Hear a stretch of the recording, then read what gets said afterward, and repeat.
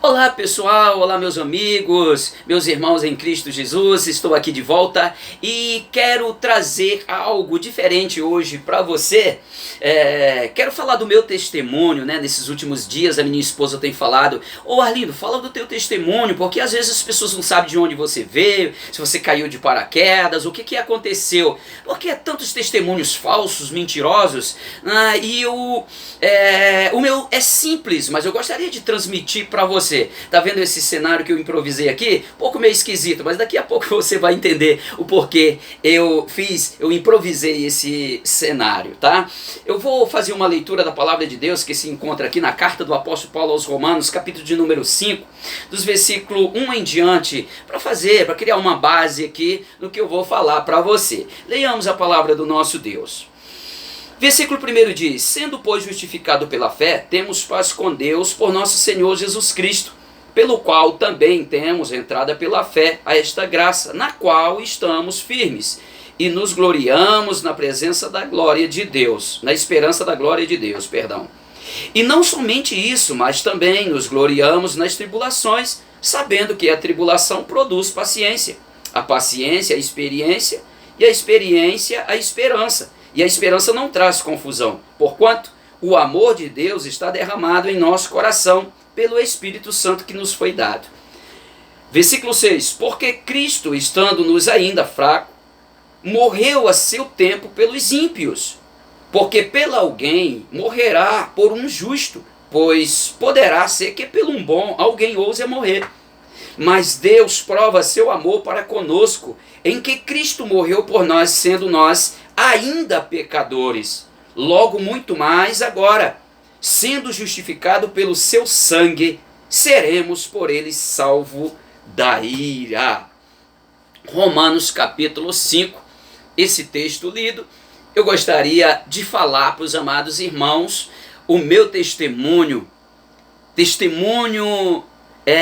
de vida. Eu nasci num interior, na roça, num lugar chamado Fazenda Água Fria, município de Tamboril, no estado do Ceará. Eu nasci de uma família não extremamente pobre, mas pobre. E cresci, precisei trabalhar muito cedo na roça para ajudar nossos pais. E quando chego aos 12 anos de idade, antes dos 12 anos de idade, eu tive que interromper os meus estudos para trabalhar, pois no interior não tinha escola o suficiente. Eu cheguei a um patamar que dali para frente não tinha mais. Eu cheguei à 4ª série do primário, e no interior só tinha até a 4ª série do primário. Então, dali em diante não pude mais estudar, porque não tinha recurso de locomoção, de translado para outro lugar. Em alguma cidade próxima tinha estudo, mas eu não consegui. Muito bem, eu cresci ali na roça, e aos 15 anos, por aí, eu fui para a cidade de São Paulo com meu pai trabalhar para ajudar a família. E quando eu cheguei à faixa de 16 anos, quase 17 anos de idade, eu já tinha me profissionalizado na área de construção civil. Então também foi naquela mesma idade, nesse meio tempo aí, que eu conheci as bebidas, eu conheci o álcool. E nessa área eu me aprofundei muito. Eu cheguei a perder o controle pelo uso do álcool. Nunca fui viciado em drogas, nunca fui dependente químico nessa área ilícita, mas a questão da bebida eu fui jogado por terra. O tempo se passou e voltei para o estado do Ceará. Sei que quando eu conheci a Eliane, que hoje é minha esposa, eu tinha aí uma faixa de 24 anos de idade, e conheci já na capital, em Fortaleza, e ali nós começamos a namorar. Naquele tempo eu bebia muito, mas Deus já tinha preparado tudo na minha vida, tinha preparado esta serva de Deus para colocar em minha vida. Ela era da igreja católica, ela era frequente, fazia parte da mocidade, a gente via que ela era uma pessoa assídua nesta área, e meus pais já eram evangélicos, mas a minha situação ia piorando cada vez mais. No mesmo ano que eu conheci a Eliane, menos de um ano, nós já fomos morar juntos, não éramos casados. Então, no próximo ano tivemos nosso filho, um filho único, e no parto ela teve muitos problemas, foi cesárea, e naquele tempo ela teve problemas na cirurgia. Com 11 dias que foi feita a cirurgia, ela teve que voltar ao hospital para reabrir, porque coagulou sangue ou deixaram alguma sujeira dentro dela. A verdade é que ela inchou tanto a barriga que parecia que ia rachar de tão inchada. Eu pensei que eu ia perder a minha esposa. Então Deus já estava num propósito, por no hospital ela fez um voto a Deus que se o Senhor tirasse ela daquela situação, a primeira viagem que ela faria seria para a casa do Senhor, seria para uma igreja. E de fato, quando ela retornou do hospital, nós fomos uma igreja, e lá naquele dia ela entregou a sua vida para Jesus. Eu nem queria que ela aceitasse a Jesus naquele momento, mas o que estava nela foi tão forte que ela se soltou e foi à frente. Foi ali que o caminho começou a se abrir. E eu, Arlindo, continuei nas bebidas, e a minha situação piorando cada vez mais, e ela passou por mais uma cirurgia, porque criou um caroço, uma hérnia em cima da cirurgia, ela teve que passar por mais outra cirurgia. Muito bem, Deus fez com que nós superássemos tudo aquilo. Nós viemos no ano de 2002 embora aqui para o Rio de Janeiro. Nos mudamos aqui para o Rio de Janeiro. Em 2003, eu estava no fundo do poço, pagando aluguel, morando num kitnet aqui no Complexo da Maré, na altura de Bom Sucesso, aqui no Rio de Janeiro. Morando numa kitnet de aluguel, e não conseguia juntar, não havia esperança para comprar uma casa, porque tudo que eu ganhava, eu gastava tudo nas bebidas, perdia tudo, era como um bobo, estava como um boneco na mão do inimigo, e a vida ia piorando cada vez mais, até que um dia, num culto de doutrina, um amigo meu, pastor Marcelo, ele me levou para a igreja naquele dia. E chegando lá, alguém disse, é culto de doutrina.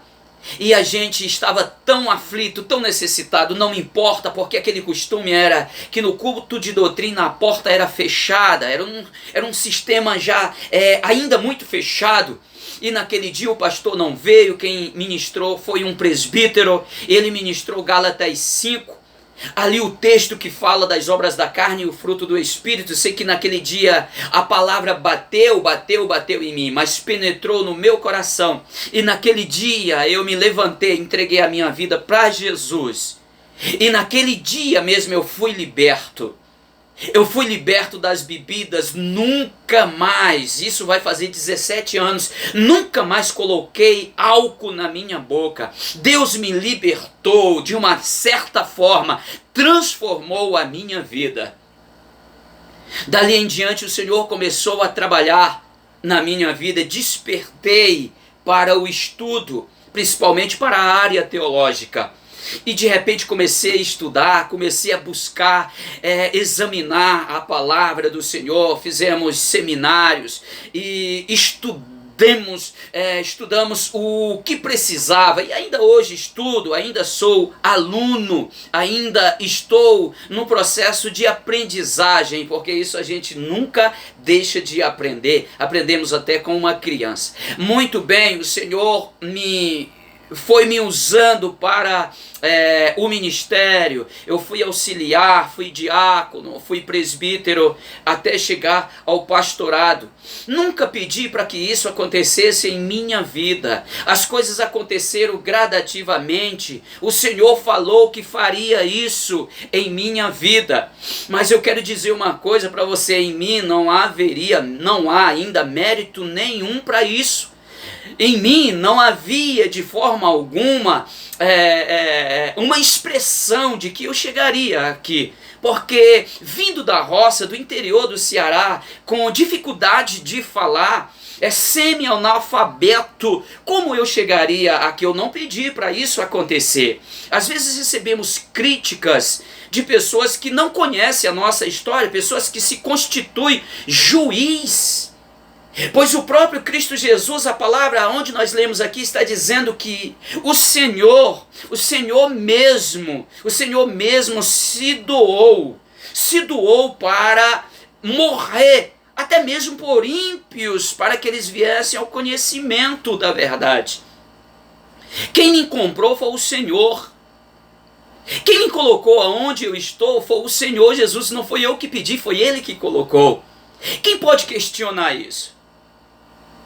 Hoje, o Senhor me colocou, hoje como um dos vice-presidentes do nosso ministério, que é a Assembleia de Deus, na rua São Geraldo, aí a DESG, aqui em Bom Sucesso, onde o nosso presidente é o pastor Eliseu Alves, que também hoje preside uma das convenções daqui do Rio de Janeiro, a CEADERJ, onde eu também faço parte, sou um secretário administrativo da Secretaria de Missões, que tem por título, por nome, CEMADBERJ, e represento ela lá na geral.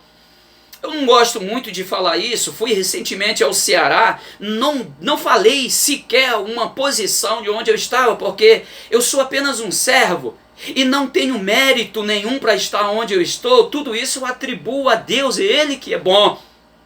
Não importa se alguém fala ou deixe de falar, mas Deus tem ciúme da gente. Já vi pessoas tombarem. Vi pessoas tombarem por se levantar, se opor a mim. Porque o que eu não reajo. Eu não vou reagir contra ninguém. Você não vai ver eu reagir contra ninguém. Nem também quero me justificar. Agora eu só oro a Deus. Senhor, é o Senhor que me justifica. Senhor, faz juízo. Eu não quero me opor, não quero falar, não quero me justificar. Não sou Saul. Não sou Saul. Quando alguém se opõe a mim, eu vou para o joelho e oro: Senhor, será que eu estou assim mesmo? Se for, fala comigo. Eu tenho um canal direto com Deus, eu tenho essa liberdade de falar com o Senhor, e Ele fala comigo. Se eu estiver errado, eu me corrijo. Quem dá testemunho da minha vida é meus vizinhos, é minha casa, é meu filho, é minha esposa, é a minha igreja, é meu pastor. Pergunte, meu pastor, quem sou eu? Pergunte, meus vizinhos, quem sou eu? Pergunte o pessoal, meus vizinhos, meus parentes, lá no Ceará, se realmente houve transformação em minha vida. Eu desde criança aprendi a respeitar, a ter caráter. Desde criança tive problema com bebida, tive problema com álcool. Fazia besteira sobre efeito de álcool. Mas sem o efeito do álcool, sempre tive responsabilidade, sempre aprendi a ter educação.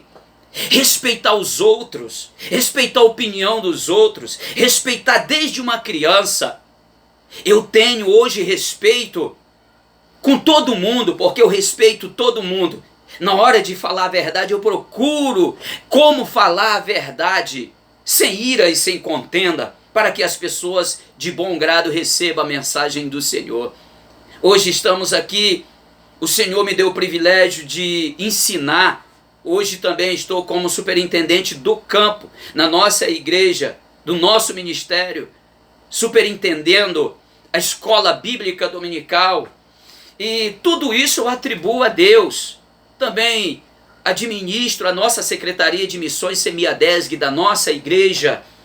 Eu estou falando isso só porque eu estou dando testemunho, mas você não vê isso nos meus vídeos. A minha esposa tem sido uma bênção na minha vida, a minha casa, meu filho. Isso fortaleceu, isso me deu ânimo. Por isso, estamos aqui. Deus colocou ela na minha vida.